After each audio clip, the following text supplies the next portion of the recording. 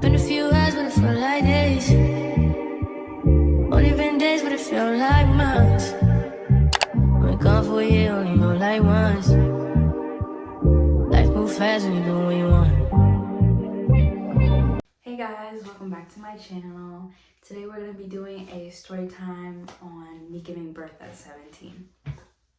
So to start with, I was due on January 1st and the day was December 29th, right? And so I wake up that morning and I realize the baby is not moving as much as he should be and as much as he normally would. And so I was freaked out, I was nervous, I was feeling sick, really sick, just down, not in a good mood.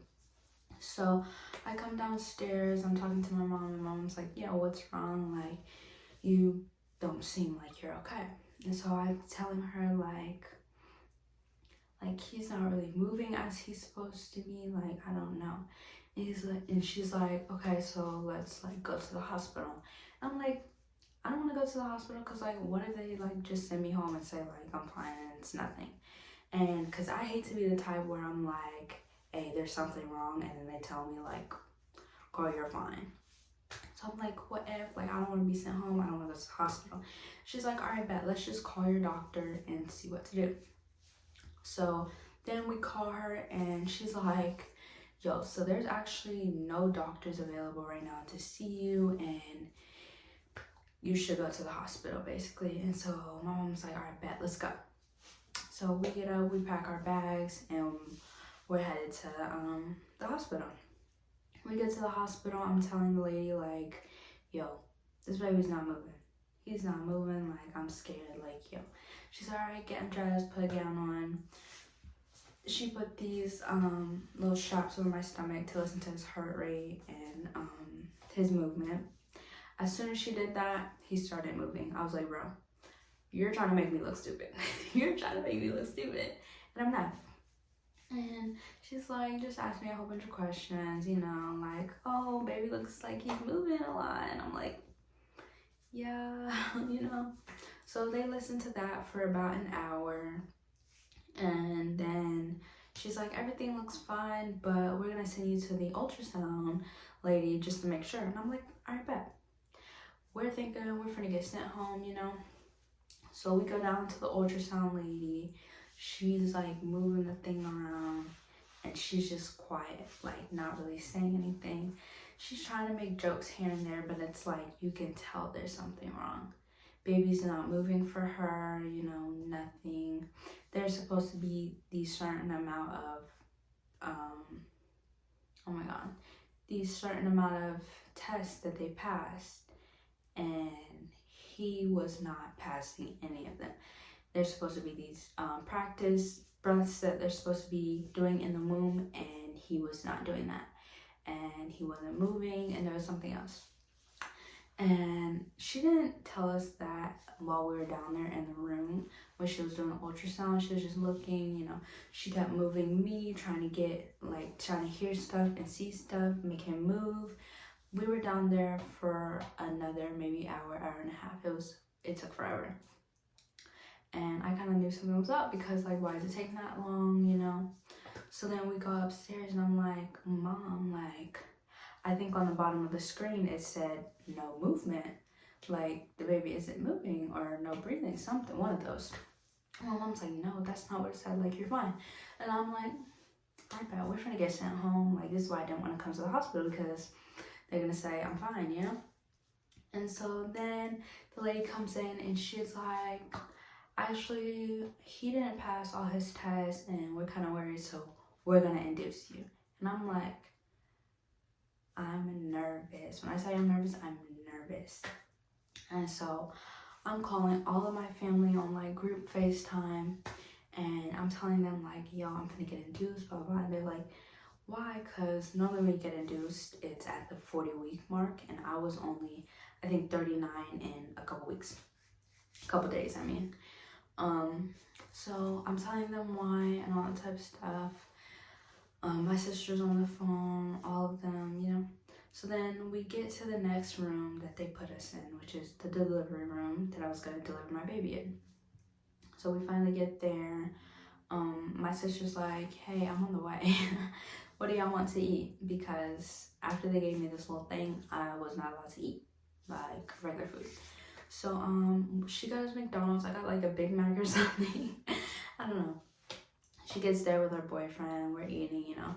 They put this little thing in. She's like, it's gonna be like the shape of a tampon, you know. It's really small. It's just gonna go up there and it's gonna start the contractions and get you dilated, because at the time I was only 1 centimeter or 1.5 centimeters dilated. I'm like, okay, now let's just get this started. She puts the thing in me and I'm like, we're chilling. We're all chilling. Me, my mom, my sister, and her boyfriend. We're chilling, we're making TikToks, you know, we're laughing, eating, finished eating, you know. After I get done eating and sitting down from the TikToks, I'm starting to feel the contractions. They're getting bad and I'm like, yo. Like it went from 0 to 100 real quick. Like there was no in between, there was no in between. It went from not feeling them at all to feeling them to the max. So I'm starting to feel them, I'm like, yo, oh my God. Like I had to pee and I'm like, Mom had to help me go to the bathroom because the contractions were literally so bad. And then and so I call my baby daddy and I'm like, yo, get here now. Like I need you right now. Like get here. So dude's like, bet. He's going like 120 on the highway, speeding. He gets there, you know. I'm still like crying in pain, you know. And so he gets there, right? Doctor comes in, checks on me, and she's like, you doing okay? I'm like, yeah, I'm fine. You know, I'm feeling the contractions, but like, you know, I'm expecting them to be this bad, you know. She's like, okay. I mean, to help you dilate, you can bounce on this ball, you know, the little ball that they bounce on to try to get you dilated more. So I'm like, okay, let's do it. I'm bouncing on the ball, and as I'm doing that, the contractions get extremely bad. They get so bad to where like I'm like, I can't take this. I cannot take this anymore.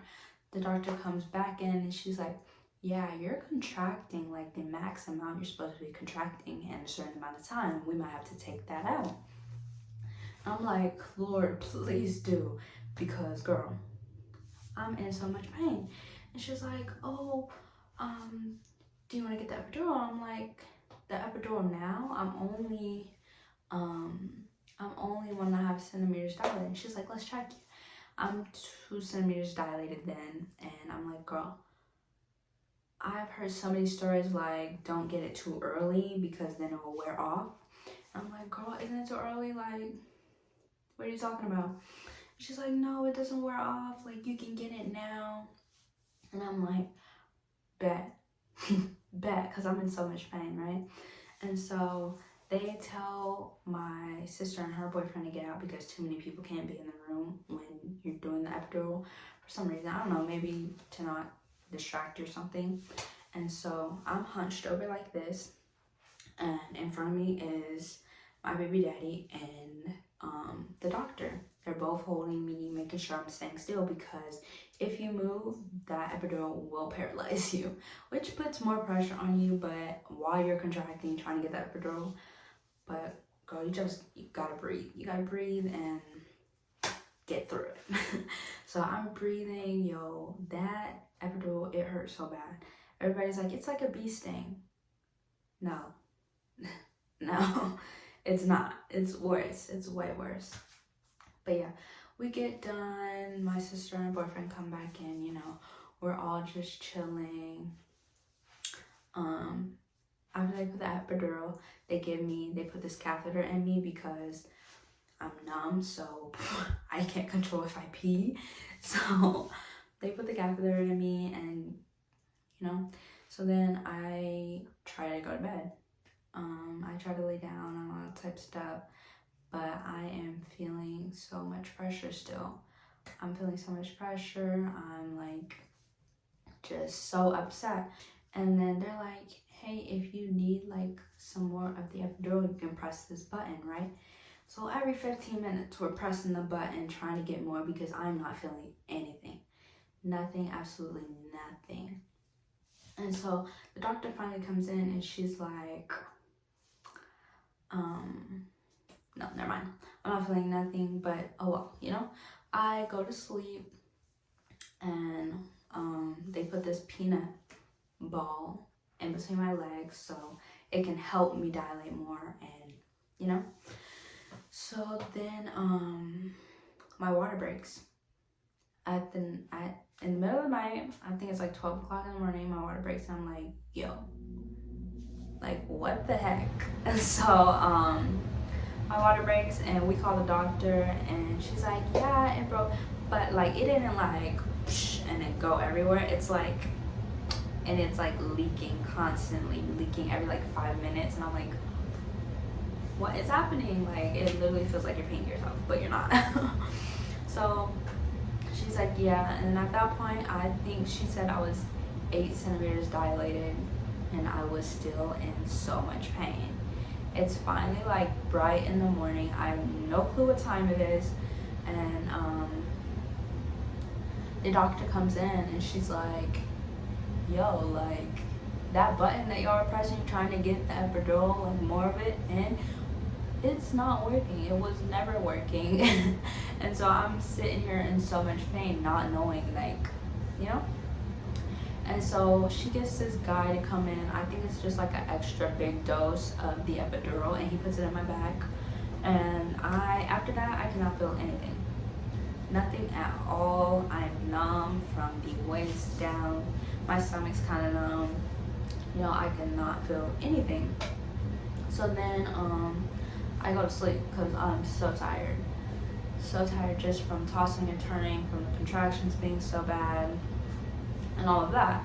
So then I'm asleep and the doctor comes in and she's like, hey, like, you're fully dilated. It's probably time to start pushing. But she noticed I'm asleep, and so she's like, okay, I'll give her 30 more minutes. But like, I wasn't really asleep because of the pain a little bit, and so I could hear her. But then I went back to sleep, and then I could feel him moving down the entire time I was asleep. But I did not want to say anything because I was so tired and I wanted to get my sleep. And so I'm just literally letting him scooch his way down. And they're like, if you have the feeling that you have to poop, that's the feeling that he's coming. I had that feeling the whole entire time I was asleep. So she finally comes in and she's like, okay, we're gonna do some practice pushes. And I'm like, bet, let's get this started. And so I push maybe 2 or 3 times, and his head is literally right there. His head is literally gonna pop out, and it's right there. And she's like, okay, stop pushing because it's only her in the room and there's no other doctors. She's like, I do not have my team, so do not push anymore. And I'm like, okay, girl, I'm not pushing. But he just kept sliding down. Like, I wasn't pushing and he was still moving down, and she's like, no, I don't have my team. Like, she's on the phone with the doctor that's supposed to be delivering the baby, and the doctor's telling her she's like 10 minutes away. Girl, what are you doing? And so she's telling us like, yeah, I don't have my team. My mom runs out into the hallway where like the desk ladies are and all that type of stuff. My mom's like, yo, my daughter's gonna have her baby. Like, our doctor doesn't have her team. Like, what are y'all doing, right? All I know is a bunch of doctors start running in the room. Like, girl, how did my mom get your team before you got your team? But anyways, they start running in the room. The doctor that's supposed to deliver my baby, she's like jumping in her little scrub. She's putting everything on so fast because he is literally coming, and you literally couldn't stop it. Like, nobody could stop it. So she finally gets down there, and like my legs are up, and she's like, all right, we're gonna start pushing when the next contraction comes. So I get a contraction, so like push, you know, y'all know the routine.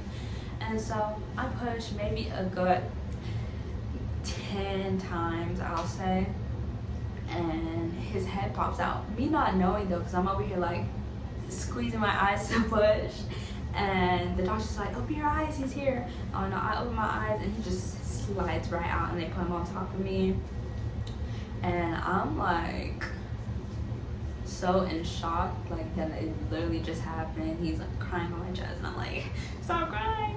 You know, my family's on FaceTime, like watching the whole thing. It was crazy, so crazy. But yeah, that's basically it. That's the story. And I'll see you guys in the next video. I see you at the show tonight.